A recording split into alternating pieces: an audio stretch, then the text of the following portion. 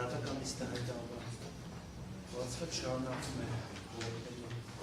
ներքին դատական իստահայտավարը ուսումնասիրել ովքեր ներկայացել դատական իստի ներկայացել են մեր վարժան Միքայել Աջապարյանը, պաշտպաններ Արա Զորաբյանը, Ռոման Ահամյանը, Հարութ Ախունցը, Մարիա Պարոնյանը, Իրեն Սարգսյանը և հանրահավաքողներ Վահան Հարությունյանը և Արկան Վահան Սարգսյանն իստի ոնց շահացրեց չավը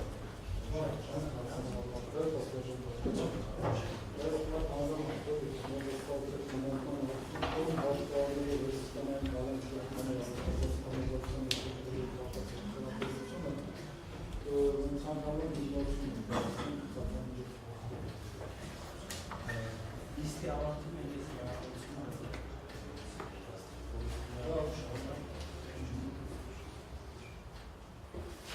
Դատարան նախորդ դատականիստերին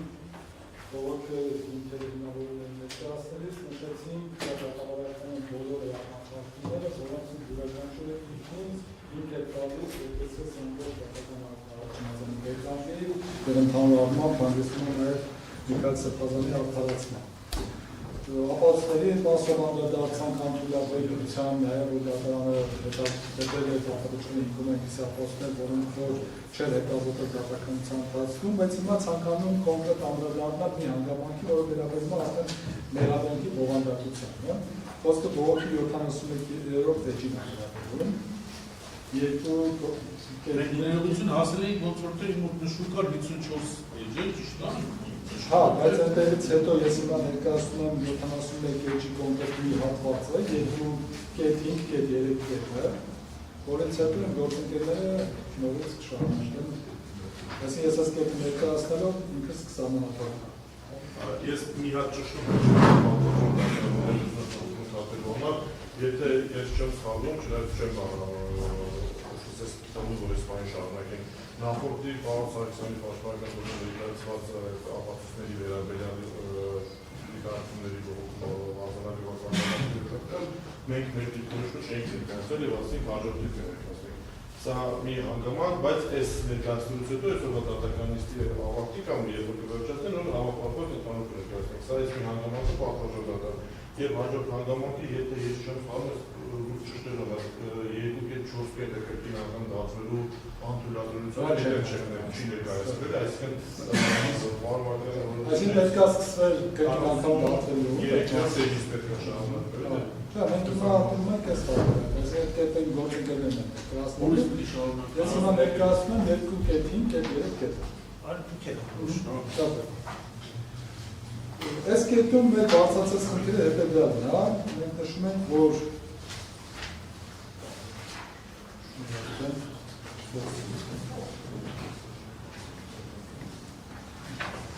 ներողություն 2.5.2 Այսինքն ի վերջո պետք է մեղադրանքի մեջ հասկանանք կոչը արկա է, թե արկա չէ, 61-րդ էջից 61-րդ էջին ներքևի հատվածը։ Ուրեմն մեղադրանքի մեջ պատվաճանական ամբողջ դատականության ընթացքում այդպես չբացվեց, թե որներ կոչը։ Ի վերջո Միքայել Սրբազանին մեղադրում են, որ կոչ արել, ավելի չմահարանան, հիմա որներ կոչը։ Որ դատականության ընթացքում չբացվեց, ինչպես նաև եզրափակիչ ելույթներով դատարանին ներկայացրեցին, որ մեղադրանքում նկարագրված դեպքը չի կարող հանցագործություն համարվել, թե կառուցվածքային, թե բովանդակային առումով, քանի որ նկարագրված չէ կոչ։ Ուրեմն առաջադրված մեղադրանքից տեսնում ենք, որպես հանցագործություն դիտարկվել է Գալաթի հեռուստաընկերության տրված եւ 2024 թվականի փետրվարի 3-ին հրապարակված շակերտների մեջ հարցազրույցը, իսկ մյուսը եւ լրատվական ալիքին տրված եւ 2025 թվականի 21-ին հրապարակված հարցազրույցի միջոցված մեկը մեղադրանքի կողմը չի համարել առանձին հանցագործություն, այլ դիտարկել է նախորդի վերահաստատում։ Սա շատ կարևոր է, որովհետև ամբողջ նախաձեռնությունը տալու է, որ այս երկուսն են դառնում որպես գործողություն, օբյեկտիվ կողմի գործողություն, բայց փաստորեն մեղադրանքը վերջացրեց, որ սա չի դիտարկվում որպես գործողություն, այսինքն մենք պետք է դիտարկենք առաջինը Գալաթիվի որպես հանցազրույց հրապարակված հայտարարությունը, սա որպես ինքնին հանցագործություն համարվում է, թե չէ, որովհետև երկրորդը սա վերահաստատում է, ոչ թե առանց որպես գործողություն։ Այս մասին բառացին նշել է նաև գլխավոր դատախազության պաշտպանական բարձրացման մեջ, որին հրում է կատարել հանրային մեղադրողը, որը հետազոտվել է դատարանում։ Դատանը պաշտպանության կողմից ներկայացած այս փաստարկը հիմնավոր է համարել եւ իր դատավճռում նշել է հետեւյալը ներբերում։ Դատանը արձանագրում է, որ մեղադրյալն օգտագործելով զանգվածային լրատվության միջոցը Գալա TV-ին 2024 թվականի փետրվարի 3-ին իշխանություն զարթել ունեցած հրապարակային կոչ է կատարել։ Այլ կերպ մեղադրանքի բովանդակությունը կազմող դատանի կողմից հաստատված հանգամանք հանդիսացող Նյուսային լրատվական ալիքին 2025 թվականի 21-ին տրված հարցազրույցը դատանը չի գնահատում որպես առանձին դրվագ, այլ այն գնահատում է մեղադրյալի Գալա TV հեռուստաընկերության տրված հարցազրույցի ընթացքում արված կոչի սուբյեկտիվ կողմը հաստատող հանգամանք, որով մեկ անգամ ևս փաստում է անձի դիտավորություն, մեջբերման առիթ։ Սույն բողոքում վերլուծենք հետևաբար պատվանդատան բացառապես Գալա TV-ի կողմից 2024 թվականի փետրվարի 3-ին հրապարակված այդ հարցազրույցի բովանդակությունը։ Նախ ինչպես նշել ենք բազմիցս, դա հարցազրույց չէ, այլ քննարկում է եղել, որը տեսակերպվել է հեռուստաընկերության կողմից, որ եթեր է արձակվել։ Դրա կարևորությունը կայանում է նրանում, որ հարցազրույցը դա լրագրողի կողմից տրված հրապարակային հարցին, տրված հրապարակային պատասխանն է, որը կարող է ինչ-որ հասցեատերեր ունենալ, իսկ քննարկման ժամանակ Միքայել Սրբազանն արտահայտել է իր կարծիքը, որով մեղադրողների նշած հանրության լայն զանգվածներին ուղղված չեն եղել։ Սակայն դա չի ամենակարևորը, իրականում կարևորը հենց այդ արտահայտված մտքերի բովանդակությունն է, որում նա ընդհանրապես պատմել է, որ վերջին 6 տարիների ընթացքում բազմիցս ասել է, որ ռազմական հեղաշրջում ապրել, որ դա ասել է պատերազմի օրերին, նաև նախկին նախագահներ Քոչարյանին եւ Սարգսյանին։ Այն, որ նախկինում այդ թվում 2020 թվականի պատերազմի ժամանակ Միքայել Սրբազանը խոսել է ռազմական հեղաշրջման անհրաժեշտության մասին, եւ այդ մասին ասել է նաև նախկին նախագահներին, այդ դատախազությունը քննչական մարմինները իրավացիորեն չեն համարել հանցագործություն։ Ավելի պարզ։ Այսինքն մոռանը Գալա TV-ի ասացը։ Ինչը Գալա TV-ի 2024 թվականի տեսագրությունը 6 տարվա ընթացքում, 20 թվականի ընթացքում Միքայել Սրբազանը նման մտքեր արտահայտել։ Ինչի մասին ինքը պատմում է, որ սա արտահայտել է։ Ու մինչև 2024 թվականը ոչ մեկ հանցագործություն չէր դիտարկել, որ ինքը ժամանակին նման բաներ ասել։ Հրապարակային դատախազությունը սա չի դիտարկել հանցագործություն, քննչականը չի դիտարկել, ավելին հենց մենք կոնկրետ ապացույցով ունենք, որ Դանիել Երեմիսյանը հարցում էր կատարել 2023 թվականի նույնաբնույթ ձևակերպումներով հարցազրույցի վերաբերյալ, որ բարու չէին նախաձեռնել, դիտարկել են, որ հանցագործության հատկանիշներ չկան։ Սա կապնել են տվել, որ պաշտոնապես քննարկել եք նույնիսկ այս հարցը, տեսել եք, որ հանցագործություն չկա։ Մի քիչ առաջ են ընկնում այս բողոքից։ Այսինքն տեսեք, Միքայել Սրբազանը ասում է, որ ես 6 տարվա ընթացքում ասել եմ։ Միակ փաստ ունենք, որ 23 թվականին սա գնահատել են, ասում են հանցագործություն չի։ Հիմա Միքայել Սրբազանը պատմում է, որ նախկինում նման բաներ ասել, որովհետև հանցագործություն չի։ Հիմա մեր մոտ այդ միտքը անդադ ծագում է այդ հարցը։ Եթե պատմում է մի բան, որը որ հանցագործություն չի, ոնց կարող է չհանցագործության մասին պատմելը, հիմա դառնա հանցագործություն, զուտ պատմելու փաստ։ Որովհետև ինքը հիմա ոչ միտեղ գրված չի, որ այս պահին ինքը կոչ անում։ Կոնկրետ գրում են, որ ինքը ասում է, որ այն ժամանակ սա բաներ են ասել։ Այստեղ ամենաառանցքային հարցն է։ Ավելին, չնայած որ ոստիկանության ինչ-որ աշխատակից 2023 թվականի սեպտեմբերի 26-ին, տեսեք 24-ին է հարցազրույցը Գալա TV-ի, 23 թվականի սեպտեմբերի 26-ին գտել է, որ Միքայել Սրբազանի կողմից նույն օրը օրագիր լրատվական կայքին տրված ռազմական հեղաշրջում պետք է արվի, թե չէ Հայաստանը կդառնա Էրմենիստան, Աճապանյան վերնագրով հարցազրույցում, առերևույթ արկա իշխանությունը բռնությամբ զավթելու նորմած հրապարակային կոչ։ Այսինքն ինչ որ ոստիկանության աշխատակից այն ժամանակ նման բան է նախատել, ու դրա մասին հաղորդում է ներկայացել, սակայն քննչական մարմինը եւ դատախազությունը գտել են, որ դա հանցագործություն չէ եւ քրեական բարիք չեն նախաձեռնել։ Այս դրա մասին էլ համարվում է։ Ասել է, օրինակ, այս 6 տարիների մեջ մտնում է նաև 23 թվականի այս հարցազրույցը, որ ասում է, ես այն ժամանակ ասել եմ, հիմա մարդիկ պաշտոնապես ասել են, որ հանցագործություն չի սա։ Այն որում կրկին նշենք, որ այդ հարցազրույցում Միքայել Սրբազանը ևս խոսում է ուժային կառույցների միջոցով ռազմական հեղաշրջում կատարելու անհրաժեշտության մասին։ Բառացիորեն գրեթե նույն բովանդակությունը։ Ստացվում է, որ մեղադրանքի կողմը գտնում է, որ 6 տարի կրկնվող այդ մտքերը հանցագործություն չեն։ Սակայն երբ 2025 թվականի փետրվարի 3-ին Սրբազանը պատմել է, որ նախկինում նման բաներ է ասել, այստեղ նյուսերնի մասին է 24-ներ անդրադառնանք, որ հանցագործություն չի, ինչի մասին որ պատմել է, այդ հանցագործություն չկատարելու մասին պատմելը արդեն դիտարկել են հանցագործություն։ Մեղադրանքի տրամաբանությունը հանգում է դրան։ Մեր գնահատմամբ ակնհայտ է, որ նախկինում կատարված իրադարձությունների մասին պատմելը չի կարող այս պահին կամ որևէ պահի կոնկրետ գործողություններ կատարելու կոչ համարվել, եթե պատմողը պատմելուց հետո կոնկրետ կոչ չի անում։ Ավելի պարզ։ Օրինակ, եթե ինքը ասել, որ գիտեք ինչ կա, ես այն ժամանակ ասել եմ, ու հիմա կոնկրետ ասի, հիմա արեք, կոչ անի։ Սա գոնե կդիտարկենք, որ այս պահին կոչ կա, կփորձենք հասկանանք այդ կոչը հանցագործությունն է, թե չէ։ Բայց ինքը հիմա ոչ մի բան չի ասում, ասում է ժամանակ 6 տարի ասում որ դա բանիկ կա։ Ու ոչ մի տեղ չի ասում, որ ես հիմա եմ դա ասում։ Սա հատկապես ընդգծվում է այն դեպքում, երբ պատմում է պետության կողմից գնահատված եւ ոչ հանցավոր ճանաչված գործողությունների մասին։ Հատուկ ցանկը, այսինքն մենք ինչ ենք ասում, այսինքն եթե պետությունը ասել է, որ դու այդ գործողությամբ հանցագործություն չես արել, եւ Միքայել Սրբազանը օբյեկտիվորեն դա ընդունում է որպես իրողություն։ Եվ այդ նույն օրինական վարքագիծը կրկնում։ Մեկ էլ հանկարծ պետությունը ասում է, այսօր հանցագործություն չի, վաղը հանցագործություն չի, այսօր հանցագործություն, այսօր որոշեցի ու այլևս հանցագործություն է։ Ոչ մի օրենք չի փոխվել, ոչ մի օրենսդրական մոտեցում այստեղ չի փոխվել։ Քո գործողությունը արարքը պետությունը ասել է հանցանք չի, բալա մենք ո՞նց իմանանք, որ բայց սա կամայականությունն է, ակնհայտ։ Այսինքն դու չես կարող անձին ասած, որ օրինական ես, մեկ էլ այսօր որոշեցինք, որ օրինական չես։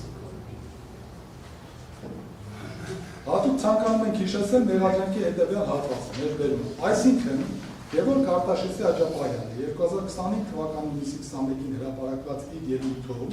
վկայակոչելով 2024 թվականի փետրվարի 3-ին տրված հարցազրույցում հնչեցրած հեղաշրջում կատարվել իշխանություն ստանալության չնախատեսված եղանակով բարձրաստիճան զինվորական ներողությամբ ստանձնելու անհրաժեշտության մասին խոսքը վերահաստատել է այն մեջբերման։ Նախ նշենք, որ 2025 թվականի հունիսի 21-ի հարցազրույցում Միքայել Սրբազանը որևէ անգամ չի վկայակոչել հենց 24 թվականի փետրվարի 3-ին տրված հարցազրույցը, սա գալա TV-ին։ Սա մի քիչ խճճած է, ես ուզում եմ ավելի բարձրացնել, էլի։ Այսինքն մենք ասում ենք, որ տեսեք 25 թվականի բյուսեի հարցազրույցում դու հղում ես արել 24 թվականի հարցազրույցի։ Եթե սա ասում են, դա նշանակում է, որ պետք է հարցազրույցի մեջ նման բան լինի։ Եթե հարցազրույցում ինքը ուղիղ հղում չի անում 24 թվականի հարցազրույցի, նշանակում է, որ նախկինում կատարված հարցազրույցներն են։ Հիմա այստեղ մենք այդ հարցը բարձրացրել ենք, առաջին չենք գնամ, հիմա կասենք։ Այսինքն նշում ենք, որ չի վկայակոչել 24 թվականի փետրվարի 3-ին տրված հարցազրույցում հնչեցած այս մտքերը։ Ընդհակառակը լրագրողի այն հարցին, թե վերջին շրջանում իրեն մեղադրում են այն բանի համար, որ իշխանություն զավթելու կոչեր է, պատասխանել է, որ ինքը երբեք կոչ չի արել, ինքը միշտ ասել է, որ ռազմական հեղաշրջում է պետք, որ դա անհրաժեշտություն է։ Նշվածը մեղադրանքի կողմը գնահատել է, թե իբրև դա կոնկրետ 2024 թվականի փետրվարի 3-ի հարցազրույցում հնչեցած մտքերի վկայակոչումը վերահաստատում է, սակայն դրա համար որևէ ողջամիտ բացատրություն կամ հաստատ չի վկայակոչել։ Ես լրագրողը ասում եմ վերջին շրջանում ոչ մի տեղ լրագրողն էլ հղում չի անում կոնկրետ 24-ին։ Նույն հաջողությամբ ապարդական կարող են գնահատել, որ դրանք պատերազմի ժամանակ կամ 2023 թվականի սեպտեմբերի 26-ին տրված հարցազրույցում նույն անհրաժեշտության մասին հնչեցած մտքերի վկայակոչումը վերահաստատում է։ Հիմա այս հարցը հնչեցնում է հրապարակում։ Ինչի 25 թվականի այդ հարցազրույցը վերահաստատումը չի 23 թվականի սեպտեմբերի 26-ի հարցազրույցի, որը որ պետությունը ասել է, որ հանցագործություն չի։ Ինչի։ Եթե մեղադրանքի կողմը ասում է չէ, սա հատկապես 24 թվականն է, ուրեմն պետք է ապացույց բերել։ Եթե ապացույց չի բերում, նշանակում է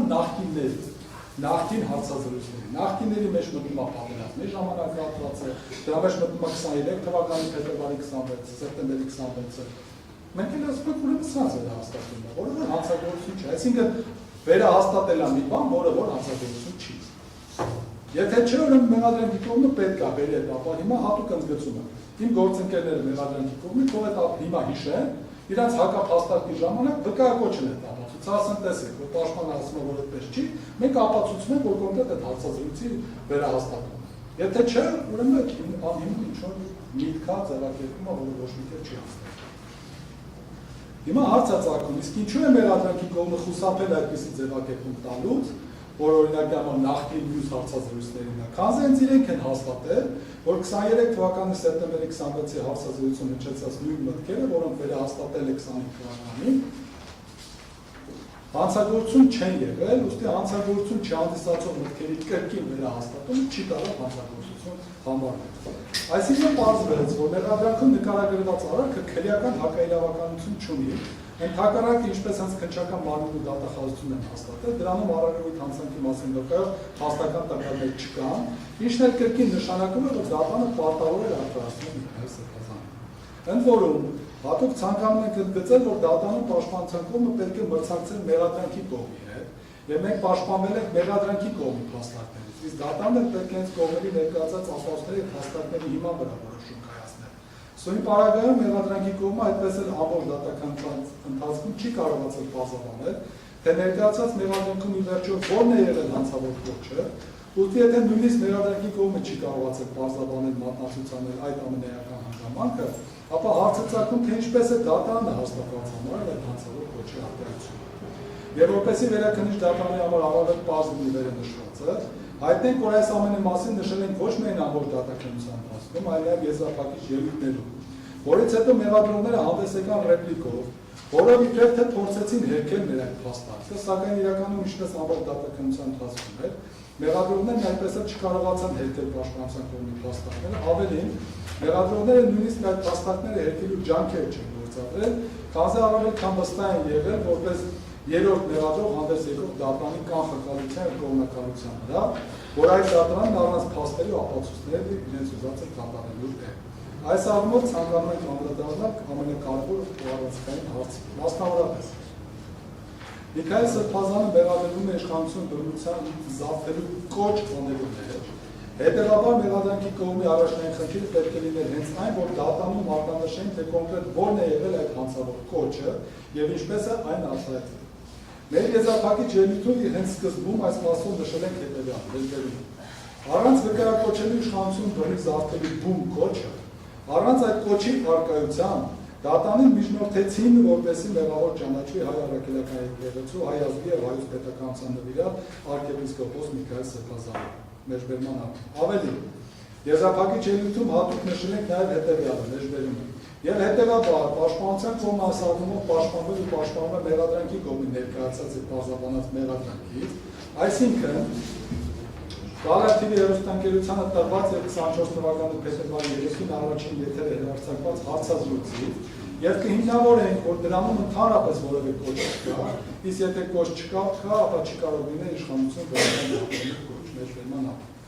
Դրանից հետո մանրամասն հիմնավորել ենք այդ կոչի բացակայությունը։ Իրական մրցակցության դեպքում, եթե մեղադրանքի կողմը այդքան վստահ չլիներ, որ դատան ամեն դեպքում իրենց ուզած որոշումն է կայացնելու, ապա գոնե իրենց ռեպլիկում պետք է փորձեին հերքել այս փաստարկները և բոլորիս աչքը մտցնել այդ կոչը և դատանին համոզել, որ պաշտպանության կողմը սխալ է։ Դրա փոխարեն մեղադրողն իր ճարում այս կապակցությամբ նշել է հետևյալը։ Հաջորդ փաստարկը այն է, որ մեղադրական կողմը չի պարզաբանել կոչը։ Պատվարժան դատարան։ Մեղադրական կողմը չի կարող առաջնորդվել պաշտպանական կողմի ցանկությունները, ինչպես ներկայացած մեղադրանքի փաստական նկարագրությամբ, այնպես էլ եզրափակիչ ելույթներով հստակ նկարագրվել է, թե մեղադրյալի ինչպիսի խոսույթն է համարվել կոչ և ինչ պատճառով, առավել մանրամասն պարզաբանում մեղադրանքի կողմը տալ չի կարող։ Այլ կերպ ասած, մեղադրողները իրենց ռեպլիկում չեն բացահայտել և մատնացույց չեն արել, թե որն է այդ հանցավոր համարվող հրապարակային կոչը, դրա փոխարեն կրկին խուսափելով այս կարևորագույն հարցից, մեղադրողը նշեց, թե իբրև այդ ամենը պարզաբանված է ներկայացված մեղադրանքում և իրենց եզրափակիչ ելույթում։ Իհարկե ստորև կհիմնավորենք, որ դա ևս իրականությունը չի համապատասխանում, որ ոչ մեղադրանքում և ոչ էլ իրենց եզրափակիչ ելույթում մեղադրողներն այդպես էլ չեն կարողացել հույս դնել այդ կոչը։ Սակայն նախքան այդ հիշեցնենք, թե ինչ է տեղի ունենում այս կապակցությամբ դատաքննության ընթացքում։ Մասնավորապես, ամբողջ դատաքննության ընթացքում խնդրում պահանջում էին, որպեսզի մեղադրողներից որևէ մեկը դատարանին ներկայացնի, թե 2024 թվականի փետրվարի 3-ի տեսանյութում որտեղ և ում է Սրբազանը իշխանությունը բռնի զավթելու կոչ անել։ Սակայն այդպես էլ որևէ մեկը չպարզաբանեց, քանի որ այդպիսի կոչ չկա և չէր կարող մատնանշել։ Որպես օրինակ նշենք 21/08/2025 թվականին կայացած դատական նիստը, որի ժամանակ երբ հետազոտեցինք այդ տեսանյութը, դրա ավարտից հետո հանդես գալով հայտարարության մեղադրողներին ասացինք, որ պարտավոր են հստակ ասել, թե դրանում իրենց նշած հարցազրույցի ժամանակ որն է եղել սրբազանի կողմից դատավորված ոչը եւ ում է այն ուղղված եղել։ Այսինքն առաջին պահից սկսած մենք այս կետը գիծը sense պահել ենք, ասել ենք բարձրաբանել, մի անգամ ասել, մի անգամ, ավել չէ։ Ի պատասխան դրան, մեղադրողն ասաց, որ մեղադրանքը մանրամասն կմեկնաբանի համապատասխան փուլում, որ հիմա դատաքննության այն փուլը չէ, որի ժամանակ ինքը պետք է նման բարձրաբանում կատարել։ Նաև ասաց, որ խնդրում է դա չգնահատել որպես հրաժարական կամ խոսափում, որ միևնույնն է 1 կամ 2 դատական նիստ հետո հասնելու են դատավարության այդ փուլին եւ ինքն այդ ժամանակ այս բոլոր հարցերի պատասխանները հստակ կտա։ Այդ հայտարարությունը լսելուց բնականաբար սպասում ենք, թե երբ է գալու այդ բանը։ Դրանից հետո նույն դատական նիստում երբ հրապարակեցին մեղադրանքի իրության բարձրաբանման արձանագրությունը, նորից շատ հստակ վատոք անդրադարձանք այդ հարցին, կրկին նշեցինք, որ խնդրում ենք, որպեսզի մեղադրողները մեզ դատարանների ու հանրությանը կրկին ցույց տան, թե վերև նշված տեսանյութում որն է իշխանություն զավթելու կոնկրետ ոչը, ընդգծելով, որ դա ամենակարևոր հարցն է, եւ մինչեւ հիմա նույնիսկ տեսանյութը զինվելուց հետո այդ հանգամանքը չի բարձրաբանվել, այդ ոչը չի մնացել։ Մեղադրողն այս անգամ էլի պատասխան ասաց, որ եթե իրավաբանական դիտելիքներն իրեն չեն դավաճանում, հիմա քննության այդ փուլում չէ, որ այդ հարցին ինքը անպայման անդրադառնալու է եզրափակիչ երևույթում ու կարծում է, որ ինքը չէ, որ այդ մասին պետք է պաշտպանին ասի, որ այդ հարցին սահմանված կարգով պետք է հենց եզրափակիչ երևույթով անդրադառնալ։ Բայց մեջբերում են բառացի մեջբերում է մեղադրողի խոսքը, մեջբերման սկիզբը։ Սա միանշանակ այն փուլը չէ, որի ժամանակ ես պետք է մեկնաբանեմ, թե որ մեկ ոչ է, մեղադրանքի ձևակերպման որ բառակապակցությունը իրենից ինչ է ներկայացնում, կամ ինչ չի նշանակում, ինչ է նշանակում։ Ես խնդրում եմ, հորդորում եմ, որ սա ընդհանրապես չմեկնաբանվի այնպես, որ ես խուսափում եմ մեկնաբանել մեղադրանքը։ Ես վստահեցնում եմ բոլորին, մենք մեր եզրափակիչ ելույթներում մանրամասն այս հանգամանքի անդրադառնում, որը շատ բաց է դնում, հետո շարունակվում է, որ եւ այս փուլում դատախազը պարտավոր է քրեական հետապնդում հարցերի մասին որոշում ինչ-որ բազաբանում տա, թե որ բառն ինչ է նշանակում կամ այդտեղ որտեղ է ոչը, որտեղ չէ ոչը։ Խոստանում եմ, վստահեցնում եմ, որ եզրափակիչ ելույթում ձեր այդ բոլոր կասկածներից սպասելիքն ես բառը, ես դեռ Ինչպես տեսնում եք, մեղադրողը ևս հստակ նշել է, որ սահմանված կարգով պետք է մեղադրանքի նկարագրության անդրադառնալ եզրափակիչ ելույթին։ Ավելի մի քանի անգամ խոստացել է, վստահեցել է, որ եզրափակիչ ելույթին հստակ անդրադառնալ է եւ մատնացույց է անելու կոնկրետ ոչը։ Այդ խոստումները եւ վստահությունները լսող յուրաքանչյուր ոք կարծում ենք, որ նախնական պետք է համոզմունք ունենա, որ մեղադրողները կատարելու են այդ խոստումը եւ որ իրենց եզրափակիչ ելույթում անդրադառնալու են այդ հարցին, սակայն ժամանակը ցույց տվեց հակառակը։ Մասնավորապես, երբ այդ դատական նիստում մեղադրողը նման խոստումներ տվեց, հետագային հետեւյալ կերպ արձագանքեց։ Մենք ենք արձագանքել։ Հետո չասեք, որ պաշտպանության կողմից իզուր է ասում, որ այդ փաստարկը չեք ներկայացել։ Այս բարեդրությամբ չեք ներկայացել։ Կներկայացնեք, ասենք, որ ներկայացել եք, պետք չէ խուսափել դրանից։ Մինչև հիմա ամեն ինչի հետ կապված ոնց որ թե ինչքանով հնարավոր է հակափաստարկներ փորձում եք ներկայացնել, բայց սա այն ամենակարևոր հարցն է, որ պետք է դատարանին ու հանրությանը ներկայացնել։ Դատավարություն դա մրցակցություն է, դուք չպետք է ընդհանրապես ապաստեն մեխանիկորեն ներկայացնել, այլ պետք է դատարանին ներկայացնեք ու համոզեք։ Հիմա ես համոզում եմ դատարանին փաստարկները, եթե դուք ունենայիք անհրաժեշտ փաստարկներ, ապա ինձ հիմա պետք է դատարանին համոզեիք։ Դա դուք չեք ուզում իմ ասածների հակափաստարկները, դա դուք չեք ուզում իմ ասածների հակափաստարկները տակ։ Հենց հիմա դեմ առնեք այդ փաստարկները ու ասեք, որ սա է մեր հակափաստարկը։ Չեք ասում, որովհետև չունեք, կամ գուցե ամբողջ դատական ընթացքում մեկ անգամ կասեք։ Մեր վերման լավ, դրանց հետո մեղադրողը նորից անդրադարձավ պաշտպանի խոսքին, ասաց, որ 13 տարի դատախազական համակարգում է եւ ինք այդ հնարքներից ամոթ է, եթե ունես հիմա ցույց տուր փաստարկ, եթե չես ներկայացնում ունես, ասաց, որ ինք այդ հնարքին չի տրվելու եւ կրկին խոստացավ, որ մեր բոլոր փաստարկներին համապատասխանելու անդրադառնա։ Ինչ է այսքան մանրամասն սանկցիաներ բաժանում։ Սա այն համոզմունքն է, որ մենք առաջինից բայ սկսած ասում ենք, լավ, մի անգամ կասեք կոչը։ Պարզաբանը պաշտպանենք, էլ իմանենք ինչից պաշտպանենք։ Տեսեք ինչքան էլ ասել, որ ասելու ենք, ասել են եզրափակիչ ելույթում կասենք։ Մենք գտանք, որ եզրափակիչ ելույթում չեն ասել, ռեպլիկով էլ անդրադարձան, որ չասեցիք, ռեպլիկով էլ ասեցին, որ լավ էլ ասել ենք այնտեղ։ Հիմա պետք է եզրափակիչ ելույթը ուսումնասիրենք, հասկանանք, դա ո՞ն է այնտեղ ասել եք, թե չի ասել։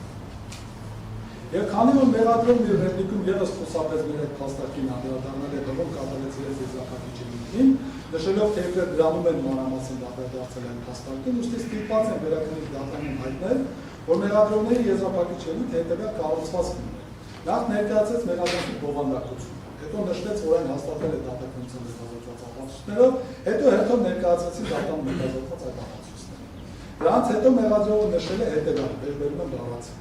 Պատվարժան դատարան, որքան էլ պաշտպանության կողմը փորձել է տարբեր հիմնավորումներով պատճառաբանություններով հերքել մեղադրյալի առնչությունը մերձագրող արարքի կատարմանը, գործող ձեռք բերված փաստական տվյալները առավել քան բավարար է հաստատված համարելու, որ Գևորգ Աջապայանը 2025 թվականի հունիսի 21-ին հրապարակված իր ելույթում վկայակոչելով 24 թվականի փետրվարի 3-ի տրված հանցազրույցում հնչեցրած հետաշրջում կատարելու եւ իշխանությունը սահմանությամբ չնախատեսված եղանակով բարձրաստիճան զինվորական գործողությամբ ստացած հանրայնության մասին իր խոսքը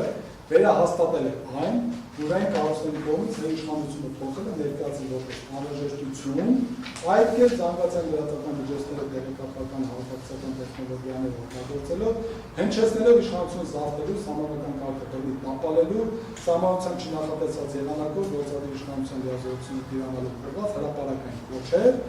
որոնք YouTube.com համացանցային հեռարձակին հասանելի են դարձել հանրության լայն շրջանակներում դիտվել են ավելի քան 40,000 անգամ։ Վերբերման տվյալ։ Դրանց հետո մեղադրողը վերլուծել է քրեական օրենսգրքի 422 հոդվածի նախատեսված հանցակազմի օբյեկտիվությունը եւ բառացի նշել է հետեւյալը. սա վերբերում թեև սույն քրեական գործի դատականության ամբողջ ընթացքում պաշտպանության կողմը մշտապես նշում է, որ մեղադրյալի խոսքը ոչ չի պարունակում, քանի որ իր խոսքով նա պատմում է անցյալում տեղի ունեցած իրադարձությունների մասին, սակայն ըստ էության իր ելույթով մեղադրյալը հասարակության լայն շրջանակներում ուղղորդում է, համոզում եւ հրահարում է հեղաշրջում կատարել։ Ավելին, իր խոսքով մեղադրյալը նշում է իշխանություն զարթելու անհրաժեշտության մասին, երկրորդ երրորդ նախագահների հրապուրներ ԱԱԾ-ոստիկանության բարձր սպայական կազմի միջոցով, տվյալ կոչի նպատակն է եղել համախմբել մարդկանց, ուղղություն տալ նրանց հավաքներին, մղել պետական իշխանության բռնության զարգացում։ Մեղադրյալի նպատակի եւ դիտավորության մասին է վկայում 25 թվականի հունիսի 21-ին զանգվածային լրատվական միջոցների ներկայացում եղած հարցազրույցների ընթացքում իշխանություն զարթելու ուղղված հրապարակային կոչեր հնչեցնելը 25 թվականի հունիսի 21-ին, որտեղ նա վերահաստատել է 24 թվականի փետրվարի 3-ին տված հարցազրույցում հնչեցած հեղաշրջում կատարելու իշխանությունը բռնի փոփոխելու անհրաժեշտության մասին։ Վերջերման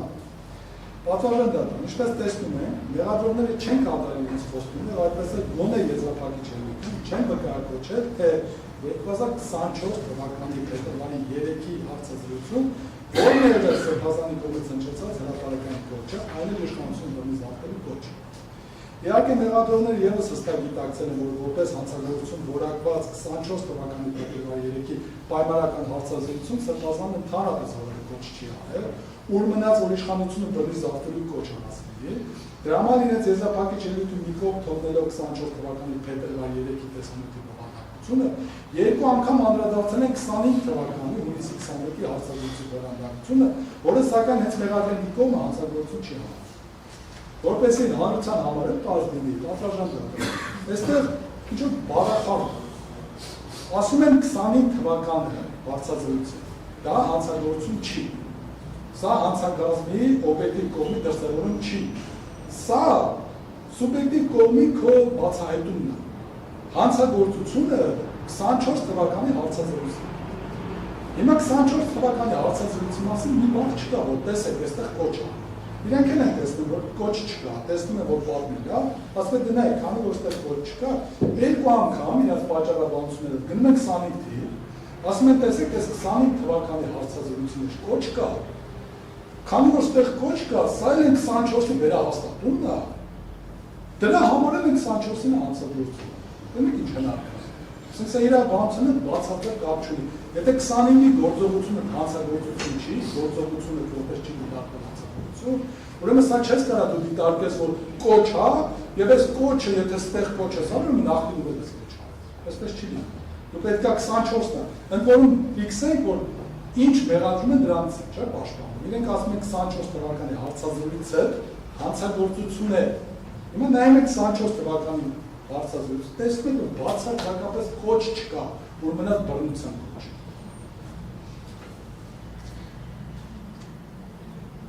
Այստեղ նորից ցանկանում եմ հիշեցնել, որ ինչպես քննիչը նախաքննության ընթացքում, այնպես էլ մեղադրողները դատաքննության ընթացքում, բարձրաբանելով մեղադրանքը, հստակ նշել են, որ Միքայել Սրբազանի մեղսակրվող հանցագործության կատարումը ավարտվել է 24 թվականի փետրվար 3-ի տեսանյութի առաջին հրապարակման, որը տեղի ունեցել հենց այդ նույն օրը 24 թվականի փետրվար 3-ին։ Իրենք էլ ասացին են հանցանքը ավարտվել է 24-ի փետրվար 3-ին։ Հիմա նորից ոնց կարելի է ավարտված հանցագործությունը, որ փետրվար 3-ին ավարտվեց, դրանց մի տարի հետո հնչեցած հարցազրույցի միտքը, ասել տեսեք նա կոչ արել։ Պետք է մոռանան 25, ընդհանրապես պետք է հանել, կտրել ներմուծից, ասել դրա մասին էլ չխոսեք։ Խոսեք 24 թվականին ավարտված հանցագործության մասին։ Փետրվար 3-ին ավարտվեց։ Այդ օրվա դրությամբ ասեք, որ այդտեղ կոչ կա։ Հենց քննիչն ու մեղադրողներն են հաստատել, որ դրանից հետո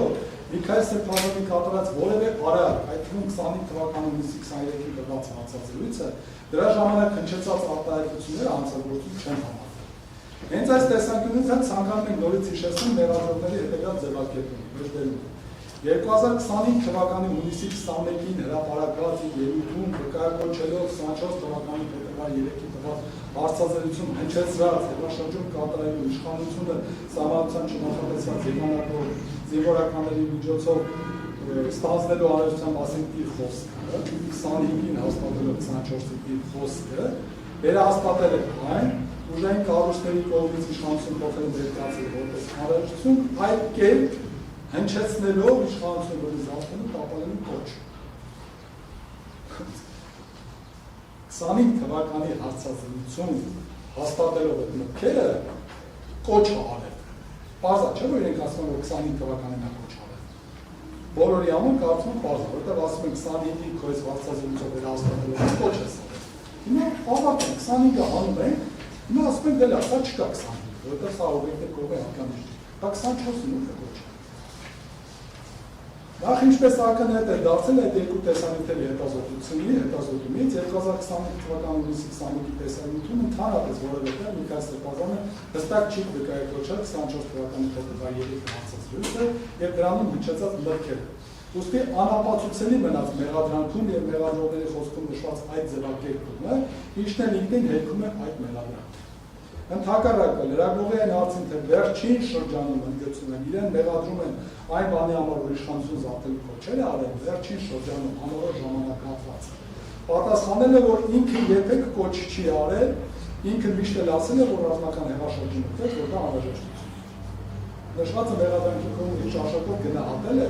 դեպրեք կոնկրետ 24 թվականի փետրվարի 3-ի հարցազրույցում հնչեցած մտքերի վկայակոչումը վերահաստատվում է, սակայն տրամադրության տրամաբանությամբ կարող են գնահատել, որ դա դրանք պատերազմի ժամանակ կամ 23 թվականի սեպտեմբերի 26-ը տված հարցազրույցում նույն անհրաժեշտության մասին հնչեցած մտքերի վկայակոչումը վերահաստատվում է։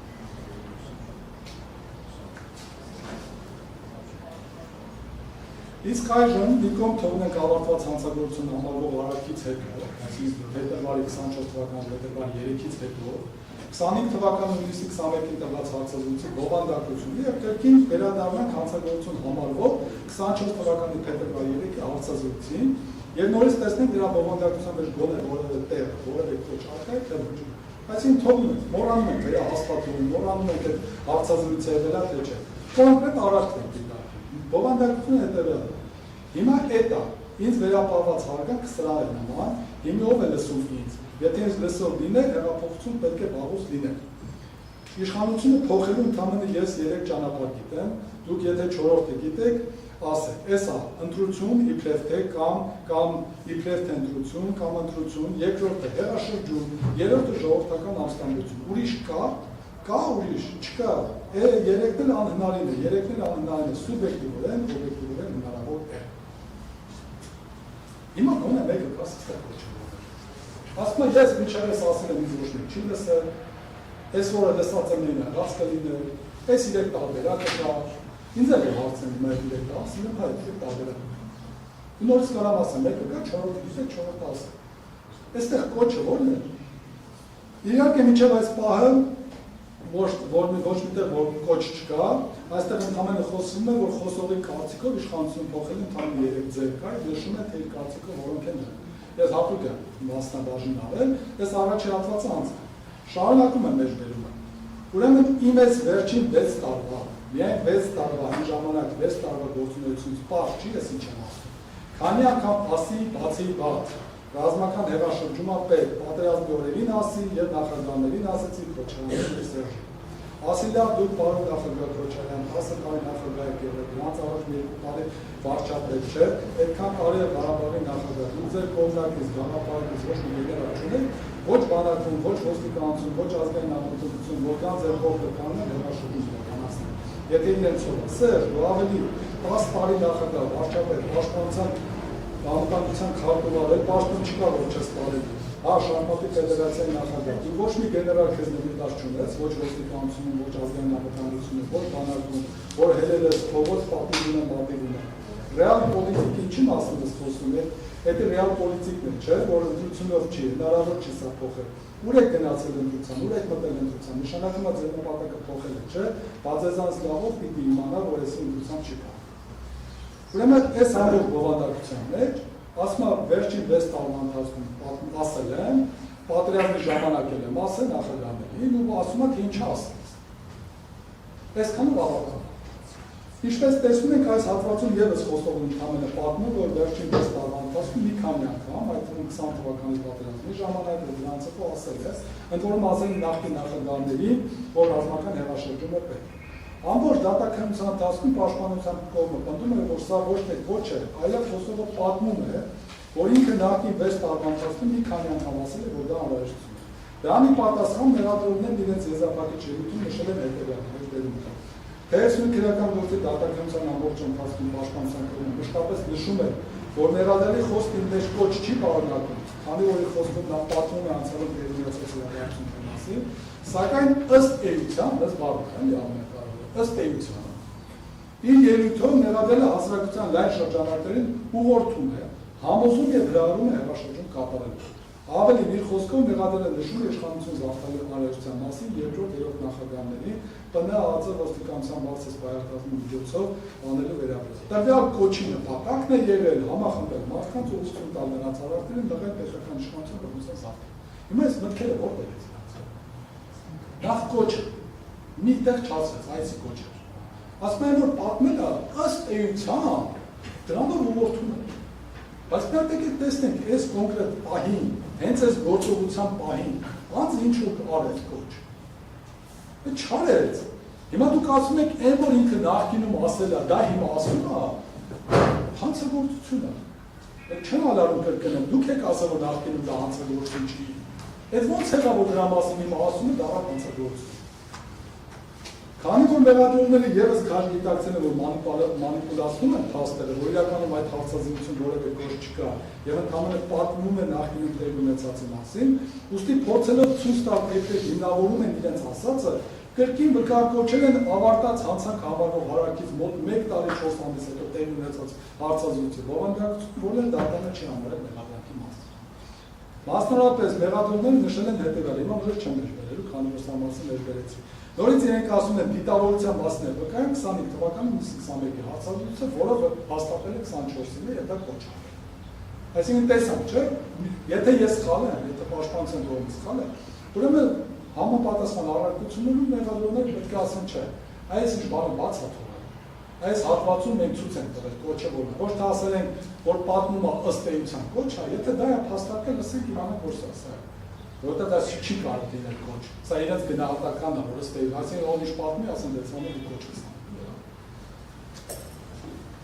Ամփոփելով վերոգրյալը, հարկ ենք համարում անվերապահորեն պնդել, որ չնայած բազմաթիվ խոստումներին ու հավաստիացումներին, ամբողջ դատաքննության ընթացքում մեղադրողները այդպես էլ չեն կարողացել մատնացուցանել, թե 24 թվականի փետրվարի 3-ի հարցազրույցում կոնկրետ որն է եղել կոչը, եւ այն էլ իշխանությունը բռնի զարթելի կոչը։ Իսկ եթե չկա կոչ, ապա չկա հանցագործություն։